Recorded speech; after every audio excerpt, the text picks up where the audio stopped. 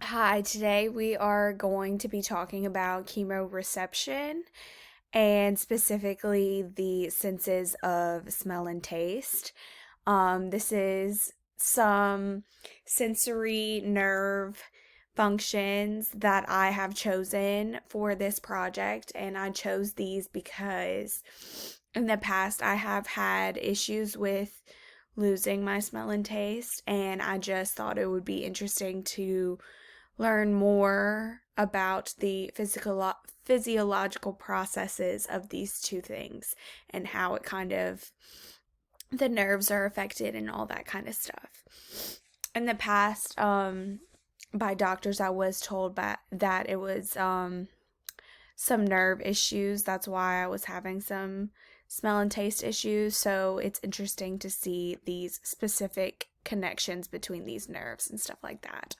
So, just to give a little bit of a background of what chemoreception is, I took a few images from the textbook as well for a visual, but chemoreceptors are used to process with organisms to respond to chemical stimuli within the environment. They are responsible for special senses such as taste and smell, which we're talking about today.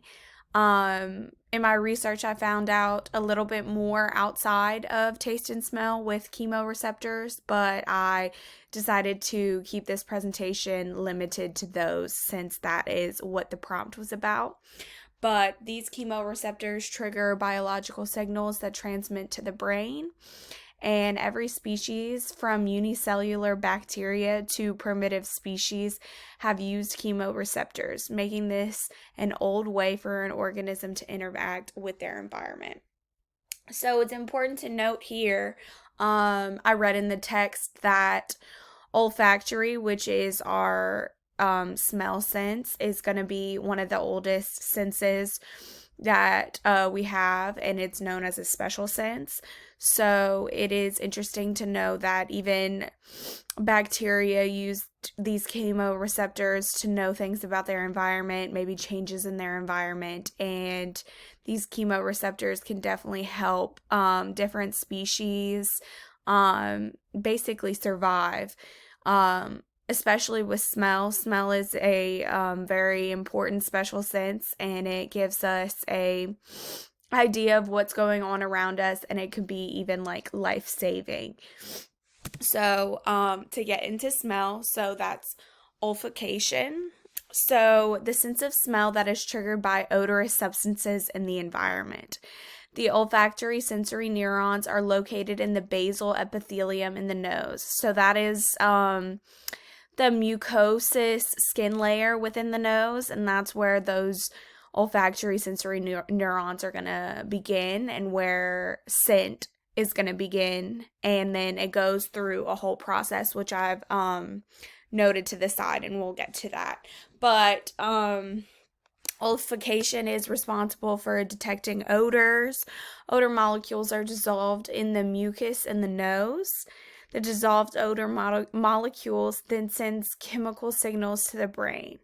Then the chemical signals are converted to electrical signals, and this allows the brain to perceive different odors. This was what I put in my concept map, and this completing the concept map before this really helped me get an idea of the flow of things. And you can kind of see that in the image to your left of the olfactory pathways. And just to give a little bit more of a basis of what this actually does in the brain and everything like that for the nervous system. Olfaction starts in the nasal cavity where the epithelium is, and it contains those olfactory sense neurons that I had mentioned before. The axons within these neurons form the olfactory nerve, which those carry the signals from the to the olfactory bulb in the brain. Excuse me. Axons within the secondary sensory neurons in the olfactory bulb are responsible for extending it across the olfactory tract to the olfactory cortex. So that kind of sounds like a bunch of big words, but basically it's just saying that the secondary sensory neurons are located within that olfactory bulb within the brain. And basically those are just going to be responsible for finishing off this nerve cycle that is olfaction. Next we have the taste pathways. So, something that we're very familiar with is the taste buds that we have on our tongue. So the taste receptors are actually those taste buds on our tongue. They're small sensory organs that transmit taste signals to the brain. For a substance to be tasted, it must be first dissolved in the saliva. In a previous lab that we have had in this class, it's kind of what led me to understand this initially, how there's pH levels within our saliva, and that is how the digestive system starts basically. But it is also interesting to see that that is also what taste comes from too. So saliva plays a big part in both taste and digestion. And there's 5 categories of taste. They have sweet, salty, bitter, sour, and umami. Sorry. It was very interesting for me to see a diagram of the tongue and actually see that the tongue, like different portions of the tongue, are responsible for these different tastes. And you can kind of see that in this diagram, how there's just different receptors for all those different flavors, and that's really interesting to me. And I have a slide that shows specifically the taste steps in the nervous system and how it correlates in the brain. So those taste steps are going to be, first off, the molecules are dissolved in saliva, which I had mentioned.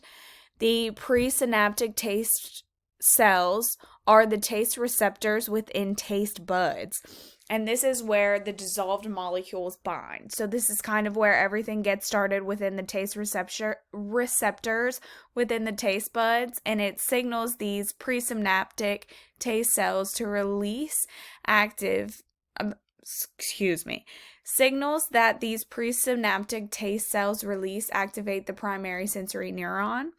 These are associated with cranial nerves in the brain. The axons then reach the medulla within the brain and switch to secondary sensory neurons. So similar to smell, these two processes eventually switch into secondary sensory neurons to complete this process, and then eventually it reaches the thalamus where it's transmitted. There's a few different structures in the thalamus that allows these things to be transmitted at the end of this pathway.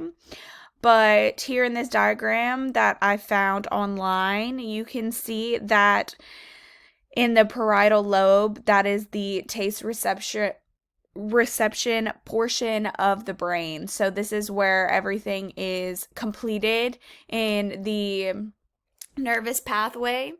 And I believe, yes, that is all I had for today. So I just found that to be very interesting to learn more about the senses and how it has to do with chemoreception, which is kind of a concept I've never heard of previously than this class. So thank you so much.